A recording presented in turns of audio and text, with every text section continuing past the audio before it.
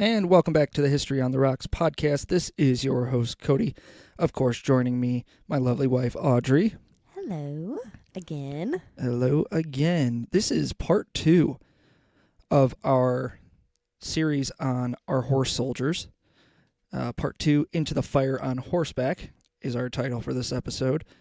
We're still drinking Horse Soldier. Yes, we are. We've saved it up to complete this series.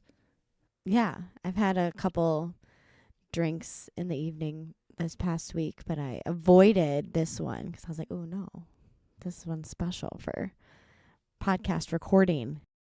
Yeah, even though I had a couple glasses of it. Yeah, I chose that Driftwood one. Driftwood Glen. Driftless Glen. Driftless. Can never remember that one. When I went to go find this, Driftless Glen, there was like 5 different bottles of it at both Lundin's and Hy-Vee. And it was like front and center, which was interesting. Yeah. So it's obviously something that's made a big name for itself. Apparently, yeah. I had never heard of it until we got it, but No. It's not far away from us, so. No, it was good though. Yeah. All right. Well, let's jump into episode 2. So before we jump into it, I watched the trailer for the movie. Oh, that's right. Because I was like, okay, I got to look this up. I got to figure out how we can watch it. I saw it's on Apple TV, Prime, and there was one other one. You said that you can just rent it or download it or buy it on iTunes, right? Well, yeah, of course. Pretty much, I think any movie that you want to watch is going to be on there. But, yeah, you can. But, of course, Prime Video, it's one that you have to pay for. I swear you pay for all these subscriptions, but then you got to pay within the subscription. Of course. But, yes, you can rent it or buy it on Amazon Prime. Or, I don't know. I couldn't get onto our Apple TV. So, I don't know if it's on. I don't know if it's free or if you can rent it. Probably have to rent it or something. Yeah. They're always trying to get an extra dime out of you. Yep. Especially the streaming services. But yeah, it looked really good. So I'm excited Yeah, we're going to have to watch it after this. Should I give them the exciting news that I got this week? Oh, yeah, for sure. Horse Soldiers, written by Doug Stanton. That's been our main source of this episode. There's a couple of other secondary sources I've been using from the internet, but I've been picking and choosing the really important parts of Doug Stanton's book. And so I just threw him an email. I was like, hey, it's Cody Billick from the History on the Rocks podcast. I was like, I would love if, we could do 15, 20-minute interview. If not an interview, can I, write you some questions and could you, email me back with the answers? And, when you contact people like that who are, just prominent authors and things like that, he's a New York Times #1 best-selling author. So I'm like, what are the chances he actually gets back to me? Like, I'll probably get his secretary who writes me back or an agent or something like that. No. Doug wrote me back personally, gave me his phone number, and told me he'd be glad to talk about doing an interview and, talk about the book. That's so cool. And I am so pumped because I'm going to be bringing that to you guys. I'm going to call him tomorrow, which is Monday. We're recording this on Sunday. I'm going to give him a call tomorrow and set up some details when we can record an episode with him. It'll probably be like a special episode after part 3 because I don't know his schedule, obviously. With my schedule, I don't know what date. I don't know if we're going to be able to get it done before we record part 3. So it might be a extra add-on and a bonus episode to this. But I'm so excited. Yeah. Because Doug actually sent me back an email and was like, I would love to talk about the book and stuff. And he congratulated me on the podcast, and it was awesome. I was like, oh, my God. I actually got contacted back by, him personally, which is, I feel like is rare. Yeah, and, not just that he's a New York Times bestselling author, but his book got turned into a movie. A Hollywood movie. With Chris Hemsworth. Big stars. And other people that I recognized in that movie. It's not like some C-list, B-list actors. No. These are big stars that this movie was written after his book. And I'm really excited to talk to him and get this set up. So that's what we have to look forward to with this episode. Yeah, I'm excited to hear about your interview with him. All right. Well, let's dive into part 2, into the fire on horseback. So where we left off in part 1, Cliffhanger was that the Chinook carrying the teams had been hovering, landed. Captain Nelson had shouted the orders to go, and the team got off, created their crescent perimeter around the Chinook, waiting to be attacked by Taliban forces, while they're meeting up with the Northern Alliance. Just south of Dehi. That's where we left you with that little cliffhanger. So as the team eyed the valley for any sight of enemy movement, figures started to pop up in the near distance. 1, then 2, then 3. The figures were tall men dressed in robes with what seemed to be gun barrels hanging out of them. Flashlights started to glow, and a dialect was heard that was gibberish to the team. However, Cal Spencer, being fluent in Russian and Arabic, recognized the language as Dari, a dialect of Persian that was a native tongue of the Afghan people. Now, as he joked about being in the land of the Sand People from Star Wars, he felt a tap on his shoulder. When he turned around quickly, his eyes widened to a Northern Alliance soldier standing in front of him, and he was absolutely just shocked that he had let this man sneak up on him. Because, like, special forces, no one's sneaking up on you. Like, For you know your surroundings, you're aware of everything, so it's like, oh, crap. This guy could have killed me. Yeah. So the cliffhanger, no, they were not met by Taliban fire or anything like that. Actually, waiting behind boulders and rocks was the CIA team, as well as the Northern Alliance soldiers there to greet them. Well, thank goodness that it was not a bad No. And like the whole first part, we talked about how all these guys were like, this is a suicide mission. Like when we get in, we're going to die. Mm-hmm. And they land, get off, and it's peace and quiet, and no one knows they're there. So it's great. Yeah. It's a great entrance into Afghanistan. No one's injured. There's no gun battle or anything. Clean and safe into the village of Dehi, or just south of Dehi, where we're going to talk about in a minute here. So Cal Spencer, he's relieved to see his allies were there and not the Taliban. But however, he was told that the CIA team would also be there to greet them. Then he saw them, larger figures walking toward them, and he recognized them from back at the K2 base. It was J.J. Sawyer, Dave Olson, and Mike Spann of the CIA team. The average height of an Afghan in weight was about 6 foot 140. Tall and skinny. Yeah, and these CIA, I think Mike Spann's a little bit shorter, but J.J. Sawyer and Dave Olson are like big dudes. They're like, 180 to 200 pounds. So like, they know that these are American. They're American allies who are there to greet them. For sure. The Northern Alliance soldiers led the men up a small hill about 300 yards to the site of the safe house. The safe house would be called the Alamo by the Americans. Okay, I think we talked about that. Did we talk about that in part 1? A little bit, when the CIA was there. Yeah. So just to reiterate, the safe house where they're staying just south of Dehi when they first get there is the Alamo. Or as 5th grade Audrey would say, the Alamo. Yes, the Alamo. I was going to bring that up. I'm glad you did. Whoopsie. The Alamo, as Audrey would call it. Now, the safe house was made of mud, and the walls were about 8 feet high. There was a gate wide enough for large animals or a tank to fit through. There were also hitching posts for the horses. The rooms they would be staying in were originally horse stalls, and they smelled like manure, but were tidied up for the men to stay in. So, not the greatest accommodations. At least they were tidied up. Yeah, they cleaned it up for them as much as they can, but they still smelled like shit. Well, I mean, you can't really expect 5-star accommodations. Not in Afghanistan, in the middle of the mountains. Nope. Captain Mitch Nelson was eager to meet General Abdul Rashid Dostum. He inquired with J.J. Sawyer about where the general was and was told that he would arrive in the morning. Sawyer explained to Nelson how these men rode around the country on horseback fighting a modern war. It was unlike anything he'd ever seen. Dostum was exiled from the country in 1997, but pledged to make a triumphant return to help Massoud push back the Taliban after they had gained so much ground. Dostum was fierce and was going to see this fight through until he was killed or the Taliban was completely demolished. He wanted his city of Mazar al-Sharif back in his possession. So that morning, Spencer was drinking from a cup of coffee, wondering and waiting anxiously for the general to show up.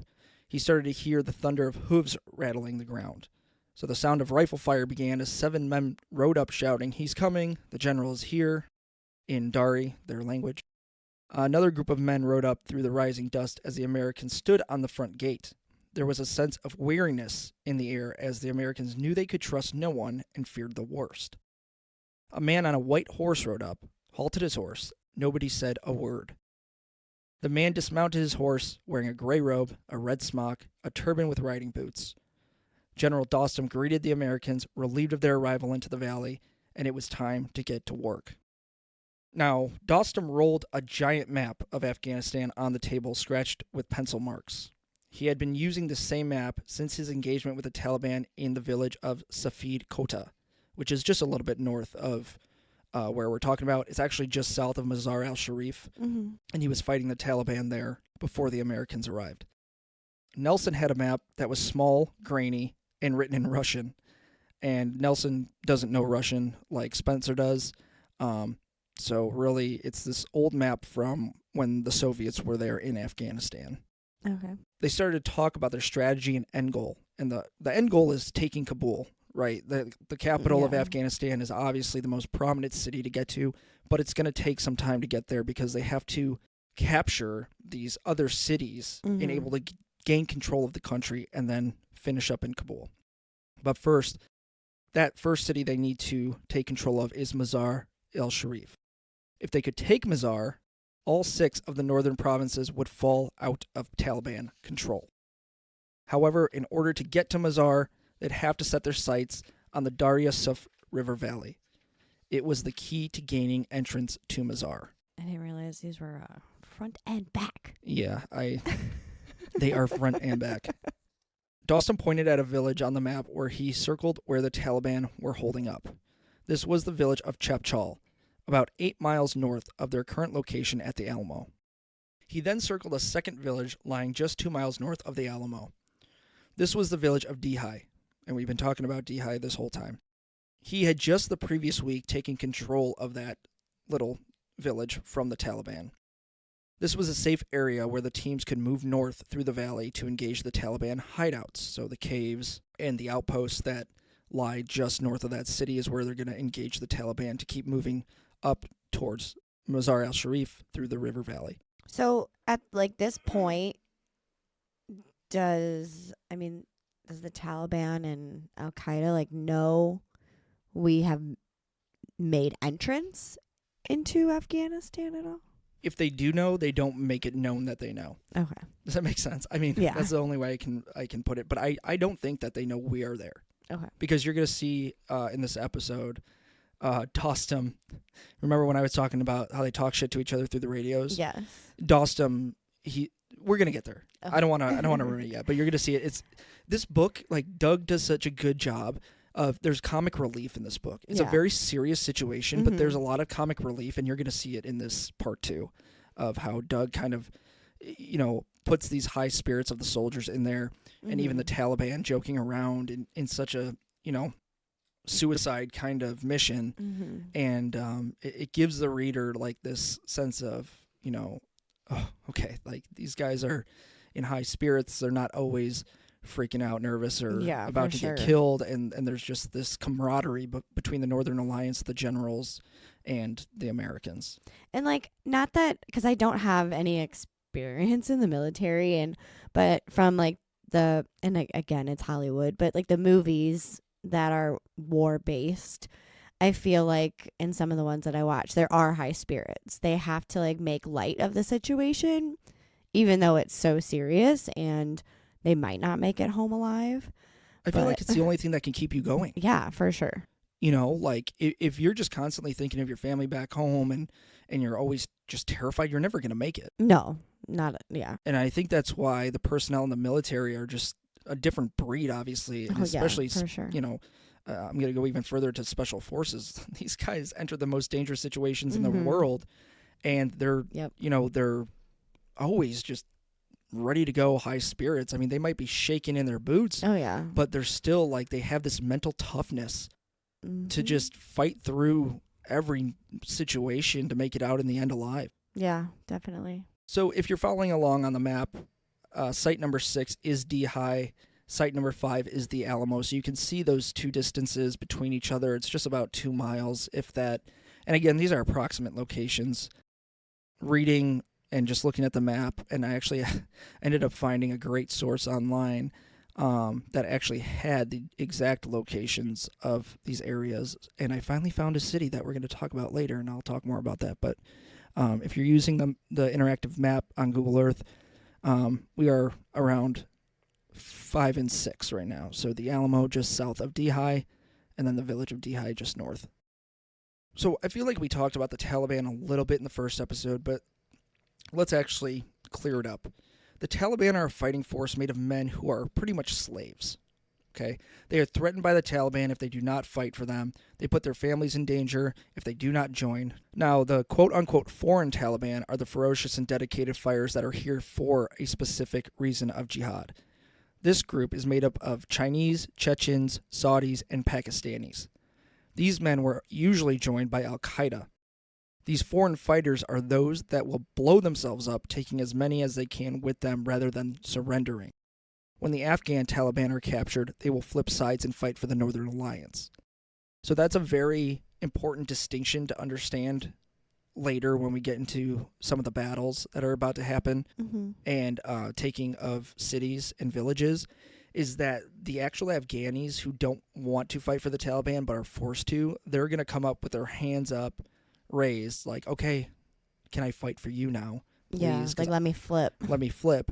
But those foreign Taliban who are part of more Al-Qaeda or in relation to Al-Qaeda, who have this direct, we're taking over in the form of jihad, those are the suicide bombers. Those are the ones who will go to the ends of the earth to take as many people with them. So, like, the Al-Qaeda are, like, the extremists. Like, they are the ones that want to fight and kill all their people. Yes, but Al-Qaeda is led by Osama bin Laden. They are just teamed up with the Taliban in Afghanistan. It's two separate groups. Yes.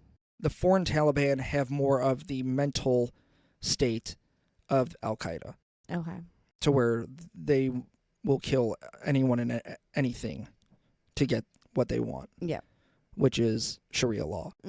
Now, General Dostum, he has spies all around that are using satellite phones to relay Taliban movements. One of his spies in Mazar had called to tell him that there was a large force of about 1,000 Taliban fighters with tanks and military vehicles headed through the Tiangi Gap down to their current position. Nelson and Spencer knew that Dostum was eager to win and destroy the Taliban, but they didn't realize he meant right at this moment. Nelson and Spencer talked it over quickly and decided that they would go with him. They could bring 6 men on 6 horses. They had 15 minutes to get their stuff and ride out. Nelson's direct quote, "Pack your shit, we're going to the front lines." So it's like you've landed and you're here. Dostum's here. We're going. Bingo. Yes, basically, they landed. They maybe slept for 3-4 hours through the night, anxiously waiting for General Dostum to come. Dostum shows up, introduces himself, and says, "All right, we're going." Yep. And these guys are like, "Wait a minute. Hold up. We just got here. We don't know where we're going or how we're getting there." And on horseback. Yeah. And we're going to get into some of that obviously. in a minute here, too. But it's just funny. Nelson's like, "Pack your shit. We're going. Yep. We got Get 15 ready." minutes." Now, Sergeant First Class Sam Diller looked at Captain Nelson, asking him how they were getting there, in which his response was horses. Diller responds, dumbfounded, like, "Really? Really? Horses? That's not how they trained. With horses. No." The members of the Special Forces team had barely any riding experience, and if any, it was as simple as, like, horseback riding. Yeah, like, oh, we're going to go trail riding. And Right. Nothing you're going to advanced. sit on a walking horse. Right. Now, before Nelson could even call out to Dostum to not head out without them, the warlord and his men were gone. Like, "Hey, let's go. Keep up." Yep. Yeah, And follow us. And these guys are like, we don't know how to ride. Yeah, just hop on and you'll figure it out. And also, they don't teach, there's not like a training in the military of horse riding. The only one that there is for, it's based in Colorado that I read in this book, and I didn't really add it to the episode, but it was a side note, is that, like, there is a training that military can do in Colorado, but it's not for this. No. So I wouldn't imagine so. So this is wild. Like, hey, just throw them into a situation. Now they have to figure out how to ride a horse and also And fight. like, people might think like, oh yeah, horseback riding like is not that hard, but it is challenging. It's not that easy, especially when the horses are going fast. Like you need to, I mean, I've been riding horses since I was 5, but it's not that easy. I was just about to say, Audrey's talking with experience. She's been riding horses for a long time. So, like, she's not talking out of her butt here. And I'm not a pro by any means. But she knows how to ride. I know how to ride, but not to the abilities that Audrey can. And, like, I can't even imagine doing, like, riding and having to be prepared to fight. Yeah, and then shoot. Yeah, and you shoot have to like riding a horse and shooting a carbine rifle. Yeah, because then you have no hands. Semi-auto to automated rifle that's kicking back on you Yeah. while you're riding a horse. Yeah, that it would be extremely challenging, especially for someone who has never gotten on a horse before. Right. Like, short story, out at Audrey's dad's old house in Steamboat, Colorado, they had 2 horses, Apache and Bobo. Apache was a tall, white, very tall. very tall, like 16 hands. Yeah, 15 or 16, which is, yeah, horses are counted by hands with height, but that's a pretty tall horse. Yeah. And also, I am not, and that was probably one of the first times I had ridden Apache off the property. Because I always rode Bo, and my stepmom would ride Apache because that's her horse. Right. And she had him since he was a baby. And Bo, they got as an older horse, and he was a trail rider. So very calm, very just chill horse. And Apache they called him the wild child. Yeah. I mean, he was wild. No, and that's the whole point of the story, is that we're riding these 2 horses on just the streets, right? I mean, this is rural Colorado. Dirt roads. And we're riding up the hill and around the neighborhood, down the hill, and we come to, like, one of the main roads back to the house. And Audrey's stepmom calls Apache in. Oh, my God. And Apache just takes off with Audrey And on he's him. so fast. And like, take off. And me and Bobo, like, Bo's like, oh, great, now I want to go fast. And there's me on the back of Bobo, and I'm just pulling on his reins. Like, I am just pulling on him to stop, like, getting into almost like, a trot or a canter? Yeah, probably close to a canter. Probably close to a canter, right? And I'm just like, I don't have that much experience riding horses, and I'm like afraid to take off on this thing. I'm not wearing helmets or anything. We're just like, trail walking. And Audrey just goes flying on Apache. And didn't Apache like jump over the ditch? Yeah, there was a ditch, and then he jumped, and I'm like, I am almost not prepared for this either. Like, he is such a strong and big horse, and that's not what I'm used to. And again, I'm not a pro rider, and yes, I have experience riding horses, but not on a regular basis. So Right. like that like freaked me out too, because I'm like, oh gosh, I can't control this horse. Right. And then there's me. I finally get Bobo to slow down, and then we just walk the maybe quarter mile the rest of the way. And we get back, and I was like, holy shit. Like, what the hell was that? What happened? Like, thank you for calling in the horse when I was not ready for that. Oh, man. I'm just glad Bobo was, short and stocky. Yeah. Because I don't think he wanted to move that quick, but he was like, yeah, let's go. And then he realized. Well, and he's a trail horse, so he's a follower. Yeah. So he's going to do what is in front of him. And yeah, that was funny. That was. That's a good time. Anyway. All right. Back to the story. So these horses are not big and broad, strong types like we just talked about Apache. You're probably, like, when we're telling the story, like, soldiers on horses, you're probably thinking, like, oh, they're riding, like, some of the best horses in the world. No. Afghan horses are not big, broad, and strong. They are more like pack mules.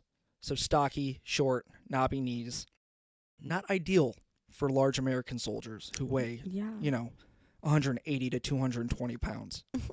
The saddles on these horses are also not comfortable. They're not like saddles how we know them. They are actually wooden planks on a rug with makeshift stirrups attached to the wood planks. Yeah, that doesn't sound comfortable at all. No, so these guys are sitting just on like a flat wooden plank with these metal stirrups, and it's funny because they, the soldiers' knees, like Doug in the book portrays their knees pretty much sitting at their throat, or like by their ears.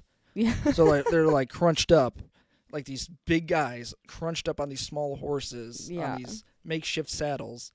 And like I was talking about earlier, the average Afghan weighs about 140 pounds. The special forces are more like 200 plus. And the soldiers had to grab onto the mane of the horse with one hand because there's no pommel to balance.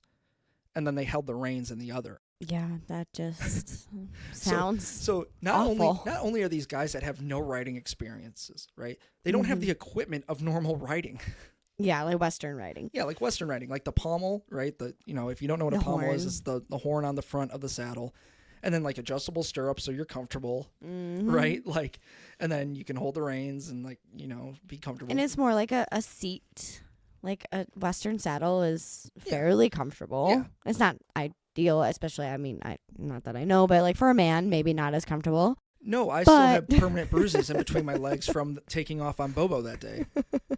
So Nelson saw Dostum nowhere in sight and followed the dust path in front of them as they left. As they rode to Dehi, the men rode through villages that were similar to an old Wild West ghost town.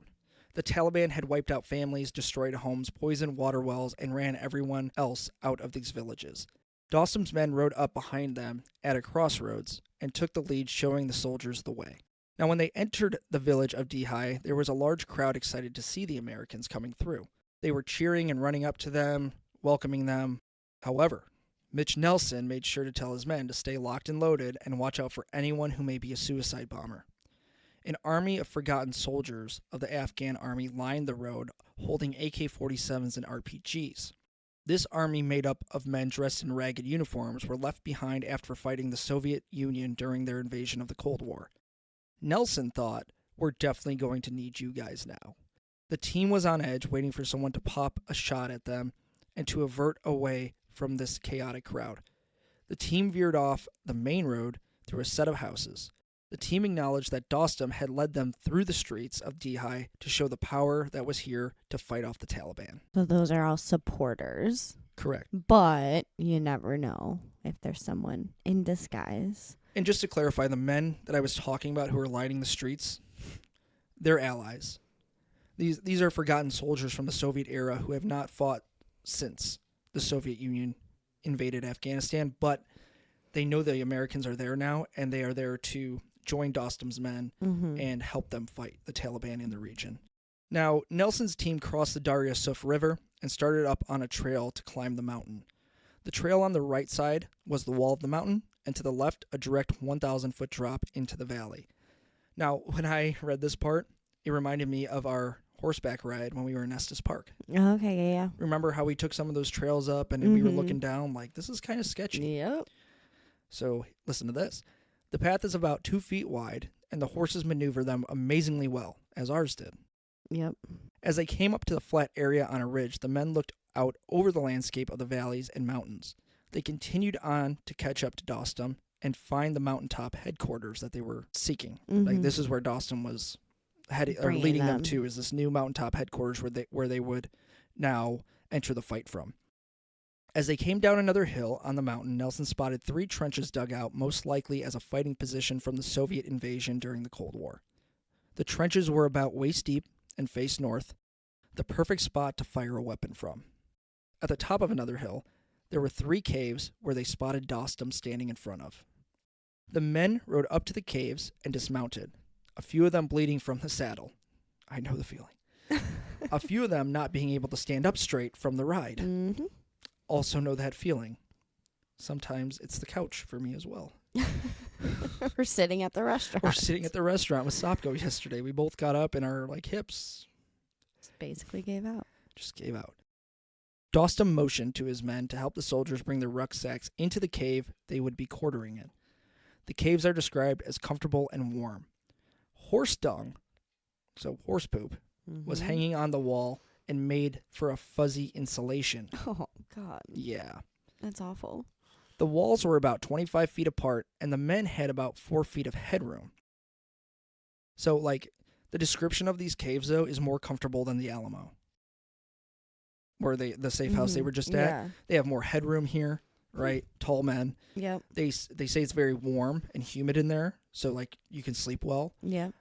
You're not getting the cold nights of the valley. Mm-hmm. So the caves, minus the horse shit on the wall. Yeah, I was gonna say that's not ideal, but I mean tolerable. That's there for the insulation, so that they could To keep them warm in there. Yeah. So because I feel like a cave could be pretty cold.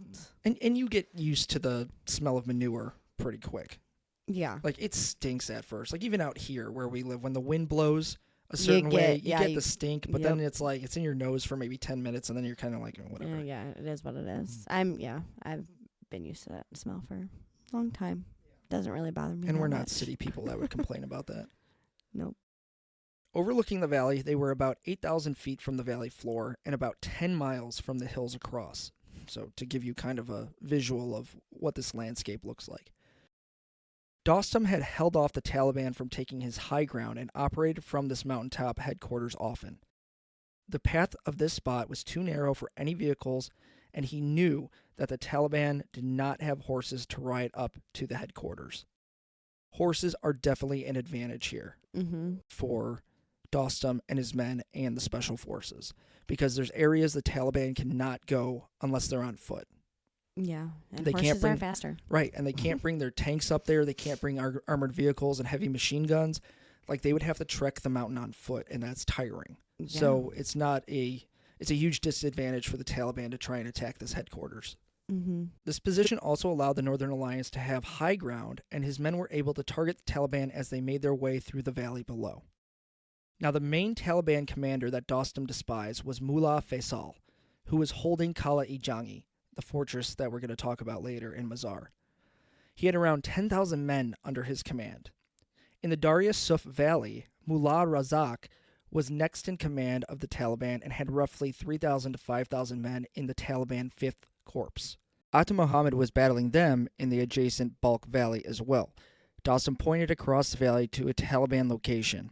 Nelson looked through his binoculars but couldn't spot any enemies through the lenses. Nelson admits to Dostum he cannot see anything, and Dostum then points the exact featured cut in the mountains where they are located. Nelson knows he cannot bomb the Taliban from where they are. They are too far away. Dostum tells him they cannot get any closer, and that they would have to figure it out from the headquarters. The reason they cannot bomb from the headquarters is because they are too far to zero in coordinates for the aircraft above.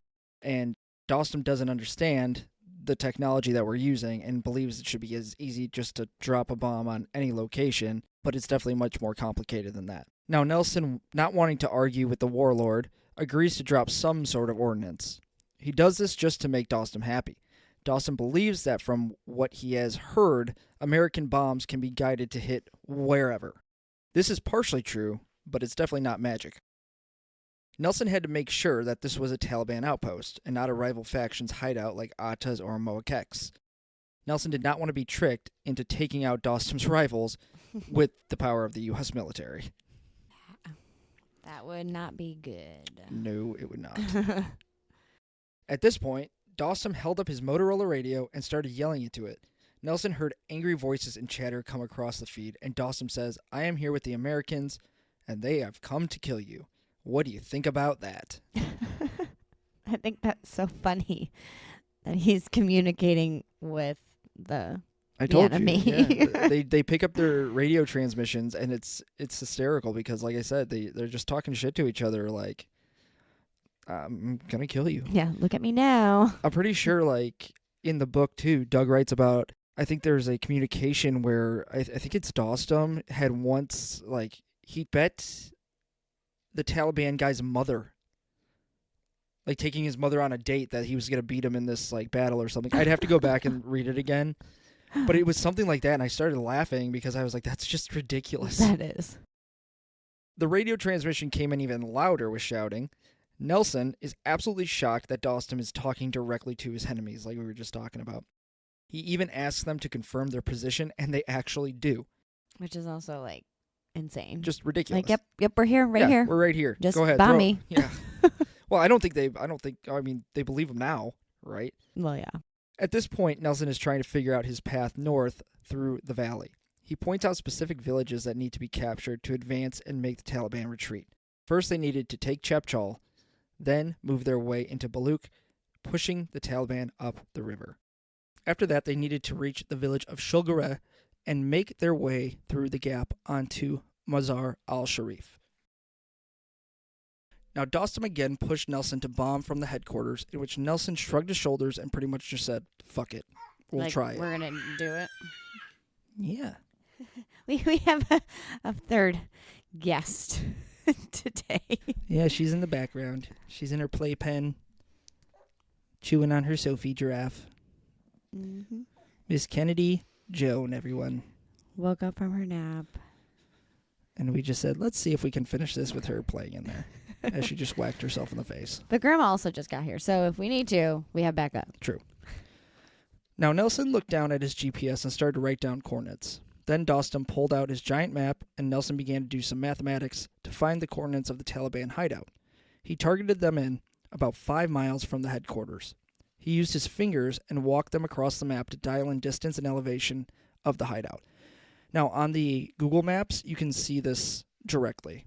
You can see where the hideout is, approximately, and you can see the Taliban's location of this bunker, approximately. The Taliban. Okay. I think I have that.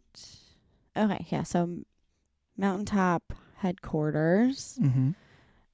and then Taliban bunker. That's pretty far. Yeah, it's about 5 miles from each other. Just about. Maybe just under. Now, Nelson looked up and saw the B-52 bomber, a little speck in the sky, circling above. Nelson radioed the coordinates up to the pilot and prayed he didn't screw this up. The pilot radioed back, pickle, pickle, pickle, which means bombs away. The bomb was 30 seconds out. The bomb that is being dropped is known as a quote-unquote smart bomb. So basically, what's a dumb bomb are the bombs that were dropped in World War II when they would just fly over and their bombardier in the back would scope in on it and then say bombs away, and they would just fall and explode, right? These smart bombs are the technology where they are coordinated and computerized to hit a specific point. Okay. Using GPS and other technology. So, like, did they have to call the bomber in and there was just one on standby? Yeah. So they call them in and they're circling above, ready to drop. Those planes are obviously faster than helicopters. They can come really quick. Okay. In a moment's notice, there was a giant explosion, and then just after, the sound of the explosion hit them. A mushroom cloud plumed up into the sky. He looked back through his binoculars and realized that the bomb was way off target, only about halfway between them and the Taliban bunker. Yikes. Nelson was worried that Dostum was going to be upset and noticed the big mistake in the drop. However, when Nelson turned around, the men were high-fiving, laughing, and smiling. Nelson just kept the mistake to himself as a second bomb erupted in the distance. This one too had fallen short of the Taliban stronghold. So Dostum just thought it hit in the right spot? Dostum doesn't care. Okay. Dostum just wanted bombs to fall out of the sky and explode so that the Taliban knew that the Americans were here and there was something coming for them. Okay. We'll get into that in a second. Now, the Taliban came out of the bunker looking around, wondering where the explosions were coming from. Nelson figured he had the coordinates right, and maybe the pilot had made a mistake punching in the numbers. He corrected the elevation and called to the pilot for a third bomb. This one hit no less than 600 feet away from the bunker. The Taliban were running all around, wondering where in the hell these explosions were coming from. Giant craters formed in the mountainsides. 2 more bombs fell way off target again, and Nelson yelled for the pilot to cease fire.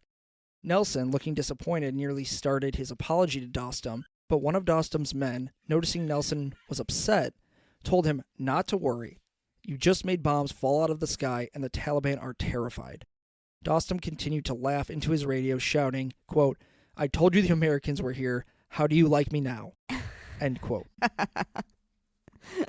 So Dostum doesn't care if he's really on target or not. Yeah. He just wants the Taliban to be mentally freaked out. Like, yep.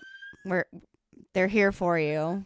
There's not men on horses anymore shooting at us. There's big bombs just falling out of nowhere. Yeah. Like, and you have no idea. Yep. I'm sorry if my voice is cracking, but for some reason, again, I'm not sick. It just feels like in my throat that I have some like nasal drip. Nelson, now finding his way in the conversation to prove himself, asks them to get him closer to the target so he can prove what he can actually do. Dostum liked Nelson's determination and wondered what other choice he had and agreed to get Nelson closer. The next morning, they took a 4-hour ride on the horses to an outpost called Kobaki. This ride was rough for the Americans. The outpost was only 2 miles from the mountain headquarters. However, because of the terrain, they needed to go a long way around, and it was about 5 miles. Staff Sergeant Fred Fall's horse leapt off the trail, ignoring the path, and started running straight down the face of the mountain. Nice. Yep, he had leaned all the way back in the saddle, his feet almost in the air, yelling, quote, "I don't want to die," end quote. Again, more comic relief from Doug in his writing. The horse finally made it to the flat ground where it walked in a circle. Dostum joked that Falls was the finest horseman he'd ever seen, in which Falls sarcastically thanked him. From Kobaki, Nelson now was only 2 miles from his target and started to prepare the bomb strike. Nelson spotted through his binoculars a bunch of Toyota pickups, Taliban tanks, and other Soviet-era armored vehicles that had been left behind that the Taliban had possession of. Nelson wanted Dostum's men to attack right away. However, Dostum insisted they attack later in the day so that when they run out of daylight, they know the Taliban cannot regroup and counterattack. So strategy there.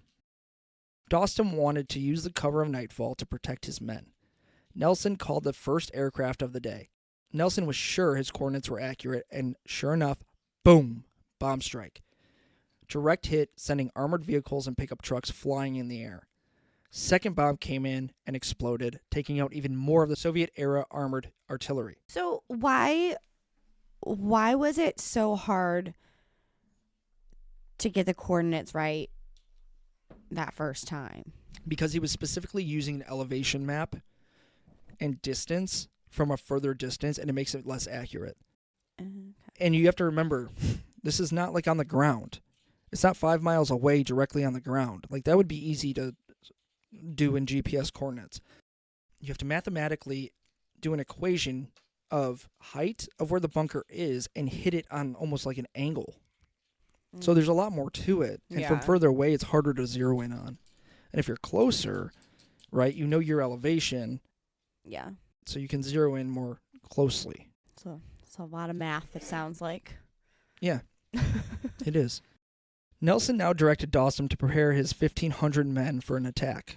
Nelson inquired about the horses and explosions, and Dostum assured him the horses would not have a problem. Across the river, Nelson saw in his binoculars about 150 of Dostum's men riding toward the Taliban position holding AKs and RPGs. Now, this first battle that takes place, if you look at your Google Earth, is that yellow point. Okay. Just to the left of the Taliban bunker. Okay. That's where this first engagement is going to happen. The radio started to come alive with Dostum speaking Uzbek and giving orders. Then he gave the command to charge. Nelson watched from the other side and saw the NA soldiers riding high in their saddles at full speed and screaming. The horsemen were riding up and down hills out of sight of the Taliban. Once they entered the flat field, about 200 yards out, the Taliban opened fire on them. Bullets whizzed past the Northern Alliance soldiers' heads as they fired back at the Taliban outpost. Nelson saw men getting hit by gunfire fall back in their saddle and go limp, being carried by their horses. Some men who had fallen off their horses or partly wounded reached up, grabbing a passing soldier's arm, and were wrangled up on the back of the horse. Nelson watched the Taliban tanks lower their guns down to the trail and shoot at the NA horsemen. As the NA soldiers came over the last ridge, they dismounted and began to fire, advancing toward the Taliban on foot. This was covering fire for the second round of horsemen who were following up the rear. As the second wave passed the first wave, they mounted back up and caught up with the advancing second wave. Over the radio, Dostum and his men tuned into the Taliban frequencies. They heard them yelling, "We can't resist, we have to move." The attack was so quick that the Taliban dropped their weapons and ran away from the onslaught of horses charging at them. Horsemen passing by the retreating Taliban hit them with their rifles. An armored vehicle and a tank were the only threat Nelson saw that could stop the attack.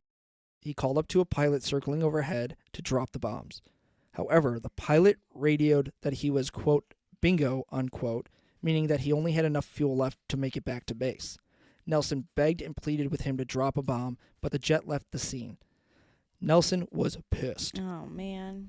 Nelson finally realized something. The tanks and armored vehicles were arriving from the west. They were not set up already with the Taliban outposts that they would encounter. So in order to win these battles, Nelson would split up the team again in order for them to take out the tanks before they could make it to the assault positions. Sam Diller was the man for this job. He would have to infiltrate behind Taliban lines to call in direct air support to take out the tanks before they made it to these attacks. So bombing the tanks. Hitting the tanks and armored vehicles before they could get to the outposts that they were attacking. Mm-hmm. Now, up at K2 base, Central Command had made the decision to send 2 Air Force personnel to assist on the ground calling in aircraft to bomb targets. Essex was not happy with this decision because now he had to find 2 more horses for these guys. However, Sergeants Mick Winehouse and Sonny Tatum were bringing with them what is called the SOFLAM. This device painted a laser on a target in which the falling bomb would respond in order for a direct hit. This made things quicker and easier than plotting coordinates and calling in strikes. Now they just had to point and aim. So these bombs, these smart bombs, using the SOFLAM device, they pull a trigger almost like shooting a gun, and the laser goes and hits a point, and the bomb meets the end of that laser. Oh, that's really smart. Very accurate, too. Yeah. Setting up for a second assault, General Dostum realizes that the Taliban had reinforced themselves and that this next battle would be much larger than the day before. However, if Dostum could win this battle, he knew that the Taliban would retreat all the way back to Mazar and that moving through the rest of the valley would be much easier. At the beginning of the second attack, J.J. Sawyer, Mike Spann, Mitch Nelson, and General Dostum would all follow the attack. Dostum laid out the plan. Horsemen would be charging straight on, while infantry on foot would attack from the sides. Machine guns on top of the hills would spray for cover fire. Now Dostum yells in his radio, "Charge!" and the assault begins. Horsemen galloping directly at the Taliban front as men ran in from the sides. Dostum took off on his horse, and the Americans had no choice but to follow. An oh shit moment. Mm-hmm. As Nelson rode behind Dostum, he heard the whizzing of bullets passing his head at an alarming rate, and horsemen flying off of their saddles being hit by AK rounds. He radioed back to Sergeant First Class Vern Michaels, who was manning the radio to the pilots to drop bombs immediately. As the bombs hit, Dostum's men gained morale and cheered. The ones hiding in the grass stood up and started to fight again. Those on foot ran even faster toward the Taliban line as it started to crumble. Nelson was shocked to even see the Taliban running toward Dostum's men with their hands up in surrender. Now, some of these men who were surrendering fell dead, being shot by their own Taliban comrades for being cowards. So again, the difference between Afghan Taliban and foreign Taliban. Mm-hmm. The Afghan Taliban are probably the ones with their hands up, surrendering. Like I'll help you. And the foreign Taliban are shooting them in the back. About 600 men had started this assault, and now only 300 remained, the other half either dead or wounded. Now Dostum was irate. He yelled into his radio, "We are losing! Attack! Attack!" But his men did not advance. Dostum dismounted his horse, reached into his saddlebag, and pulled out multiple magazines for his AK-47. Dostum, now on foot, about 100 yards from the enemy line, started running at it and firing. Nelson looked on in absolute bewilderment, waiting for Dostum to get hit at any moment. As Dostum passed his own men cowering and hiding, these men became embarrassed. They all popped up and started fighting and running with their general as the Americans formed a defensive perimeter behind Dostum. The Taliban started to panic, dropping their weapons and running away.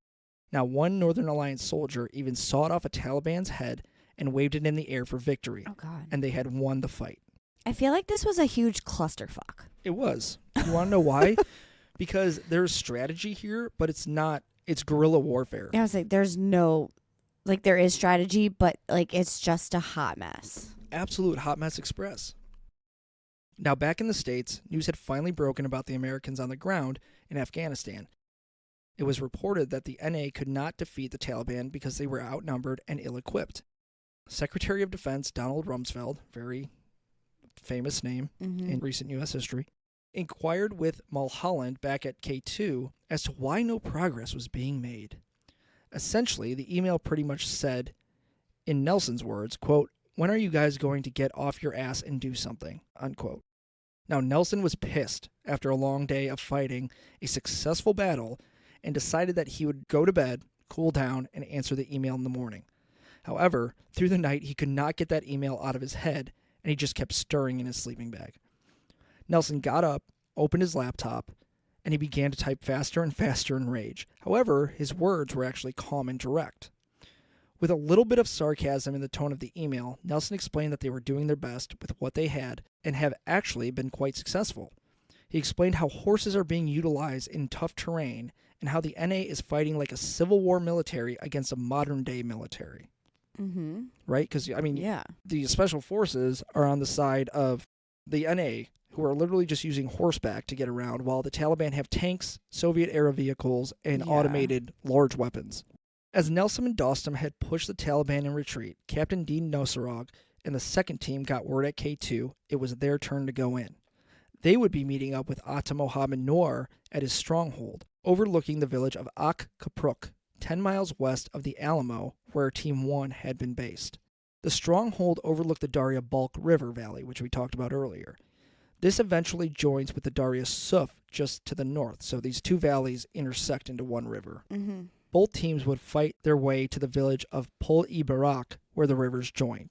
From here, the teams will move their way up the Balk River Valley to the town of Shulgara, which would be the key to advancing to Mazar.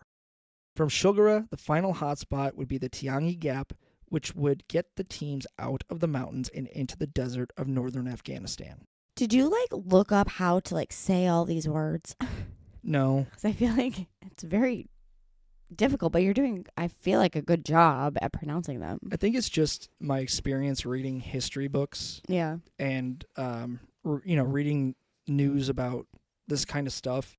And I don't know, I like to think I'm not the best person with English, but I'm good at pronouncing things. Yeah. I think you're doing or a at good least job. close enough. Yeah. I hope Doug Stanton listens to this. Yeah. and during our phone call, maybe he'll be like, dude, you just pronounced everything wrong. But I'm doing my best, okay?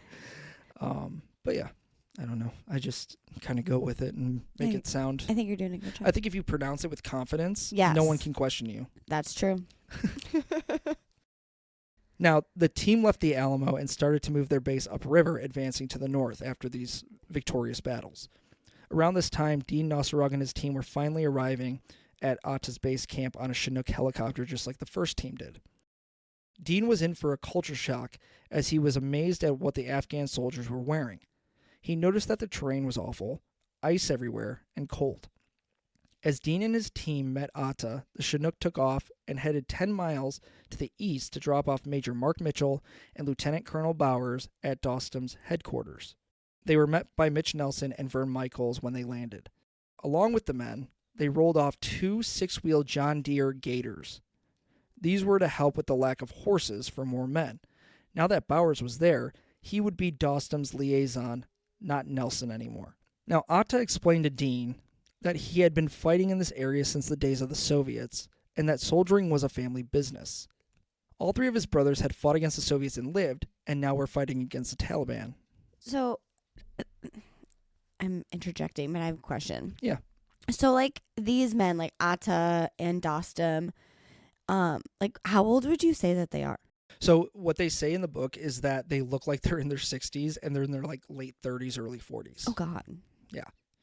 So time has taken a toll on them after all of these wars and stuff. They call their skin leathery. They're wrinkled.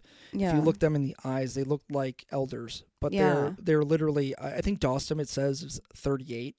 I'm not sure about Atta. I don't remember reading how old he actually was. But the explanation of Dostum is that he's a 38-year-old man that looks like he's in his 60s.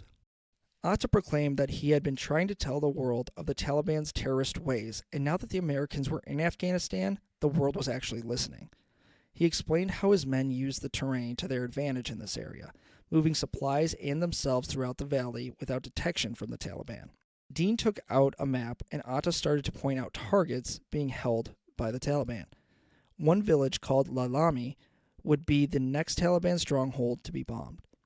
There was an ongoing battle at Ak Kapruk, just over the ridge from where they were staying, from Atta's headquarters. But the Taliban had started to move out toward Lalami to the north. Now, Dean's plan was to ride down to Akapruk and bomb the surrounding Taliban bunkers while Atta's men attacked the actual village. This would push the Taliban completely out of their area. With the help of Atta's men, Dean and his team stayed the night in a man's home just outside of Akapruk, who is part of what is called the Auxiliary. The Auxiliary is a group of resistance fighters who supported Atta and the war against the Taliban. From here, the team would stay the night and then ride out in the morning to set up bomb strikes. As they rode, they had to maneuver around many mines placed on the ground, a task that would make them all anxious and weary that at any moment they could be blown to pieces. Mm-hmm. After they rode an hour uphill, they dug in behind a rock where they could see the Taliban bunker just across the way. Dean asked one of the local men trailing with them if that bunker belonged to friends or the enemy.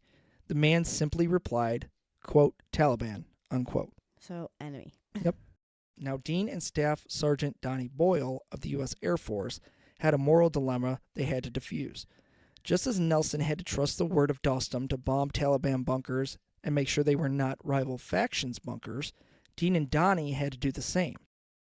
Donnie claimed he would not drop bombs on a bunker without knowing for sure that this was Taliban and not innocent people of another rival faction, say Dostum's. Dean responded to Donnie, quote, how do you know this man is not the enemy, unquote, in which Donnie replies, quote, well, I don't, unquote. And Dean says, quote, exactly, but he is standing here and telling us that those motherfuckers over there are the bad guys, end quote. He then explains to Donnie there is no way of telling who is good from bad in this war, and they would have to take some chances with little information they have. Donnie agreed to drop the bombs. The men staying behind were ordered to bring forward the SOFLAM, so that device that projects the laser. Dean, just as Nelson did, wanted to impress his warlord. In this case, it's Atta. The first bomb they dropped inexplicably flew off target and hit a nearby bunker, an embarrassing miss with such technology.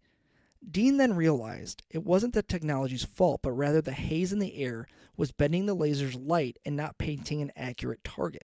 You know what I mean? Like the dust is bending the light from the SOFLAM, and it's not projecting it on the actual target. It's skewing the light off course. As daylight faded, they saw fires down in the village. The Taliban were lighting homes on fire. The men couldn't do anything without blowing their cover, so they rode back to Atta's headquarters. There, Atta exclaimed that Dostum's men were not yet in place, so they could not attack Akapruk in the morning. Dean, at this point, seeing the town burn and the innocent women and children suffering, was beyond frustrated. Yeah. Back at Dostum's camp, the final assault on Baluk was being put in place. Stu Mansfield ordered the drop of the Blue 82, otherwise known as the motherfucker of all bombs. Nice. Which, I don't know if you remember back then, but they called it Moab, M-O-A-B. And Grunt Style has a shirt that says Moab on it. And that's what that means, the motherfucker of all bombs. This is the largest non-nuclear ordnance that the United States arsenal has. When the bomb was dropped on Baluk, Sergeant First Class Brian Lyle was trying to find a place to relieve himself when he saw a giant flash out of the corner of his eye, followed by a large sonic boom. A mushroom cloud filled the sky. Another bomb was released, and the same explosion occurred for the second time. Down in Akapruk, Toyota pickup truck headlights shined, speeding away from the village. The power of these bombs had even more terrified the Taliban in the area, and the teams believed they were retreating further north toward Mazar. However, out in the east, Master Sergeant Pat Essex and Sergeant First Class Ben Milo were using the SOFLAM to target another Taliban bunker. As the bomb dropped, Milo begged for the bomb to blow up. He's like, please, please, please, please, hit my target, hit my target. Yep. As the bomb hit and shattered the Taliban bunker, Milo jumped up out of excitement, giving the giant smoking hole in the ground the middle finger. Just then, Taliban machine gun fire erupted around their location. They were under attack. Oh, no. And you're going to have to wait. Another cliffhanger. Another cliffhanger until next week, part 3, to see what happens after they drop the motherfucker of all bombs and the Taliban respond. Are they going to make it up the rest of the valley through the Tiangi Gap to Mazar? Next week's episode is going to be crazy. I bet. Just so everyone knows. I think part 2 was pretty intense because we got some action out of it. Mm-hmm. We got some comic relief out of our special forces having to learn how to ride horses.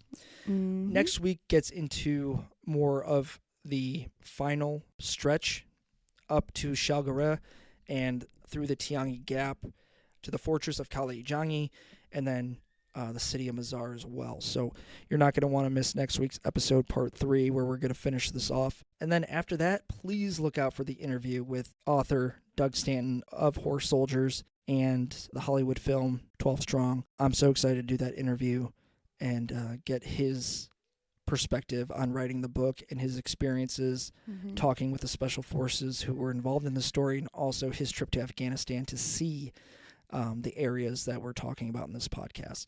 So please look out for that. Trust me, I will blow it up on Facebook and Instagram and all social media. Also, we're on YouTube now, just so everyone knows. YouTube, I'm posting episodes on YouTube as another platform that you can listen on, and we're going to start doing some videos soon. Woohoo. Yeah. I've got some blooper reels that we're going to do when we start videoing, because there will be plenty. Obviously, we don't get through this recording in just one take. My voice cracks. I say things wrong. Audrey laughs. See, my voice just cracked again. Things happen. I ask really stupid questions sometimes. Not always stupid, but like just inquiring, like basic questions. But sometimes we ramble, and I've started to save those and add them to like a bloopers reel. So just kind of like a side thing to give listeners an insight as to how we actually record these things. Yeah. Because no, they're not all done perfectly in one take in 1 hour. Oh, no. So, well, I hope everyone enjoys your weekend. Again, as we always say, relax, kick back, have a drink or two. Enjoy the nicer weather that's coming with spring. Ugh, can't wait. At least here in Illinois, it's starting to get better. We're getting through our third winter this past week, and spring is finally about to sprung. Spring has not quite sprung yet. It's hopefully on its way. We hope you enjoyed the eclipse on Monday and were able to see it. A pretty cool astronomical event that doesn't happen often. So, again, enjoy your weekend. Thank you for listening to History on the Rocks podcast. Anything else? Nope. Bye. Cheers.